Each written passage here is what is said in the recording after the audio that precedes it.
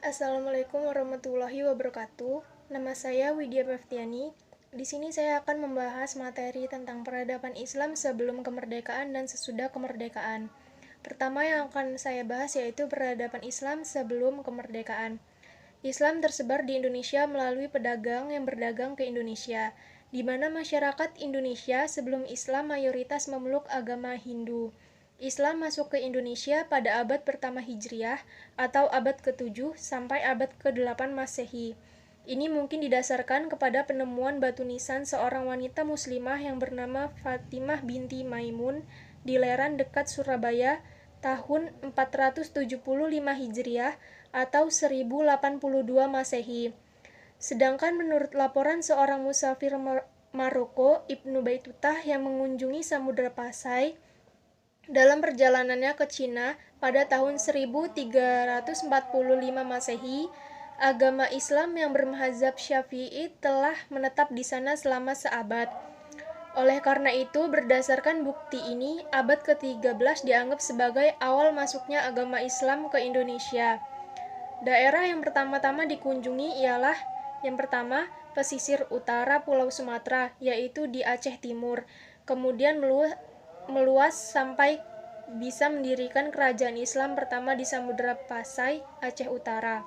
Yang kedua, pesisir utara Pulau Jawa, kemudian meluas ke Maluku, yang selama beberapa abad menjadi pusat kerajaan Hindu yaitu Kerajaan Majapahit. Dalam sejarah perkembangan Islam di Indonesia, khususnya di Jawa, tak lepas dari para wali-wali yang disebut dengan Wali Songo. Islam datang tidak dengan menggunakan penjajahan dan peperangan, melainkan dengan damai.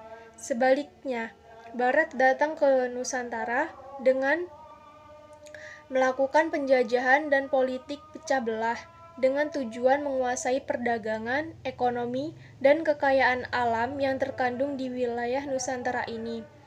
Ada tahapan masa yang dilalui atau pergerakan Islam sebelum kemerdekaan, yaitu pada masa Kesultanan. Daerah yang sedikit sekali disentuh oleh kebudayaan Hindu-Buddha adalah daerah Aceh, Minangkabau di Sumatera Barat, dan Banten di Jawa. Agama Islam secara mendalam memengaruhi kehidupan agama, sosial, dan politik penganut-penganutnya, sehingga di daerah-daerah tersebut agama Islam itu telah menunjukkan dalam bentuk yang lebih murni. Di kerajaan tersebut, agama Islam tertanam kuat sampai Indonesia merdeka. Salah satu buktinya yaitu banyaknya nama-nama Islam dan peninggalan-peninggalan yang bernilai keislaman. Pertumbuhan komunitas Islam di Indonesia bermula di berbagai pelabuhan-pelabuhan penting di Sumatera, Jawa, dan pulau lainnya. Hal ini dikarenakan penyebaran Islam di Indonesia pertama-tama dilakukan oleh para pedagang. Kerajaan-kerajaan Islam yang pertama berdiri juga di daerah pesisir seperti Samudra Pasai, Aceh, Demak, Banten, dan Cirebon, Ternate, dan Tidore. Dari sana kemudian Islam menyebar ke daerah-daerah sekitar. Di Aceh, raja-raja mengangkat para ulama sebagai penasehat dan penjabat di bidang keagamaan. Kedudukan ulama sebagai penasehat raja tidak hanya di Aceh saja, tetapi juga terdapat di kerajaan-kerajaan Islam lainnya. Di samping sebagai penasehat raja, para ulama juga duduk dalam jabatan-jabatan keagamaan yang tingkat dan namanya berbeda-beda antara satu daerah dengan daerah lainnya. Pada umumnya disebut qadhi. Para wali, terutama Wali Songo, sangatlah berjasa dalam pengembangan agama Islam di Pulau Jawa. Menurut buku Badat Diponegoro yang dikutip Ruslan Abdul Ghani, dikabarkan bahwa Prabu Kertawijaya, penguasa terakhir kerajaan Majapahit, setelah mendengar penjelasan Sunan Ampel dan Sunan Giri, ia tidak melarang rakyatnya untuk memeluk agama baru itu, yaitu agama Islam, asalkan dilakukan dengan kesadaran, keyakinan, dan tanpa paksaan atau kekerasan. Selanjutnya yang kedua yaitu pada masa penjajahan. Dengan datangnya pedagang-pedagang barat ke Indonesia yang berbeda watak dengan pedagang-pedagang Arab, Persia, dan India yang beragama Islam, Kaum pedagang barat yang beragama Kristen melakukan misinya dengan kekerasan, terutama dengan teknologi persenjataan mereka yang lebih unggul daripada persenjataan Indonesia. Tujuan mereka adalah untuk menaklukkan kerajaan-kerajaan Islam di sepanjang pesisir Kepulauan Nusantara. Pada mulanya mereka datang ke Indonesia untuk menjalin hubungan dagang, karena Indonesia kaya dengan rempah-rempah. Kemudian mereka ingin memonopoli perdagangan tersebut. Waktu itu kolonial belum berani mencampuri masalah Islam, karena mereka belum mengetahui ajaran Islam dan bahasa Arab, juga belum mengetahui sistem sosial Islam. Pada tahun 1808, pemerintah Belanda mengeluarkan instruksi kepada para bupati agar urusan agama tidak diganggu dan pemuka-pemuka agama dibiarkan untuk memutuskan perkara-perkara di bidang perkawinan dan kewarisan.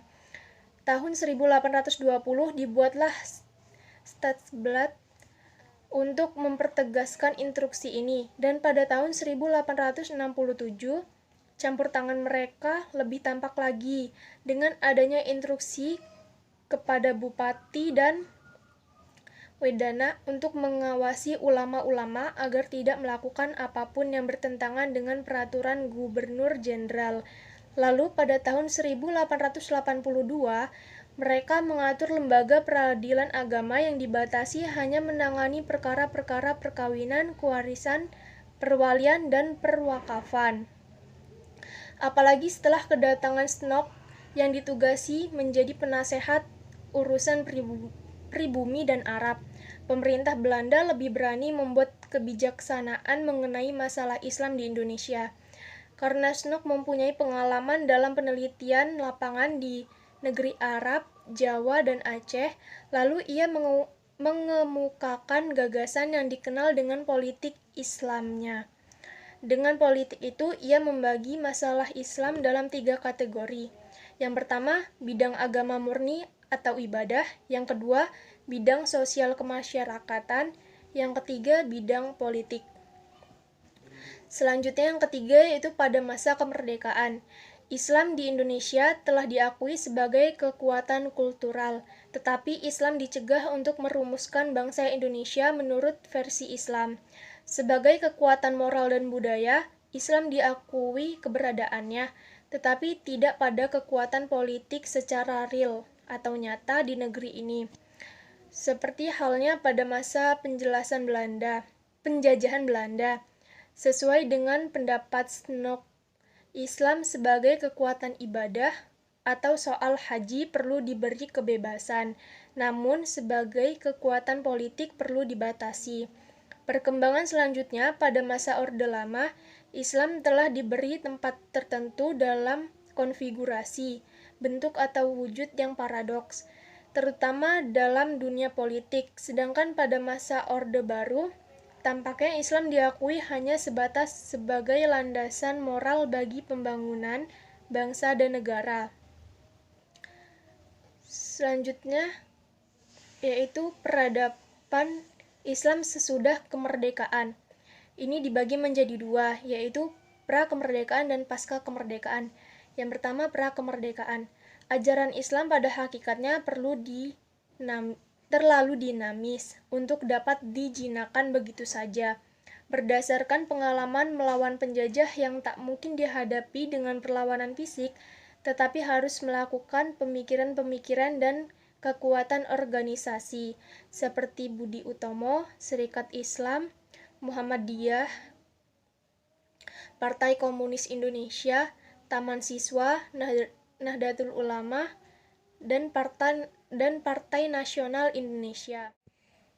Menurut Deliar Nur, selain yang tersebut di atas masih ada organisasi Islam lainnya yang berdiri pada masa itu.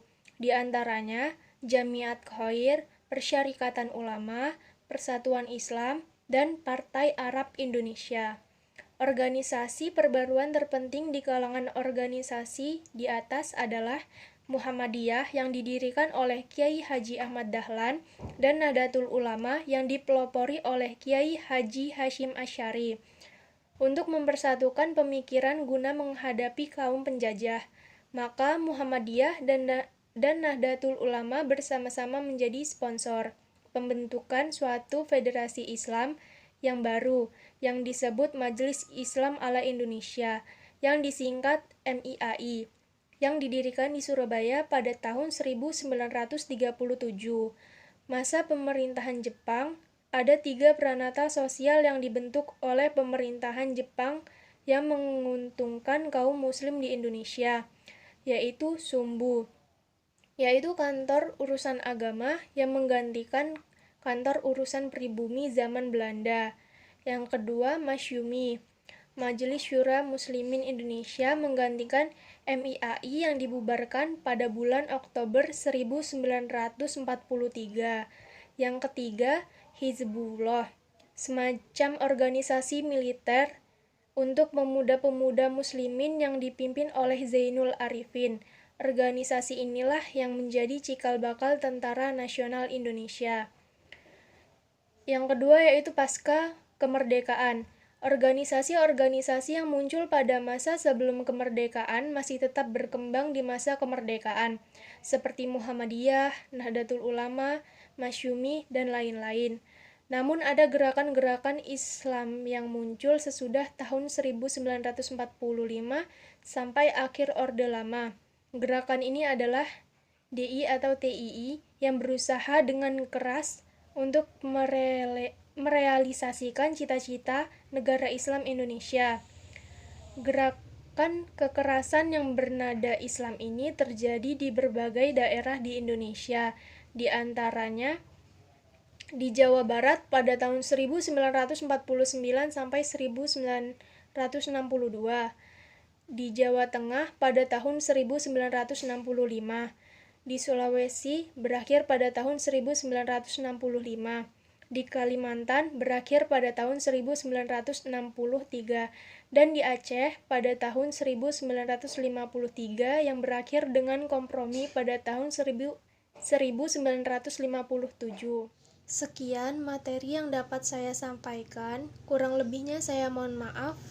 Wassalamualaikum warahmatullahi wabarakatuh.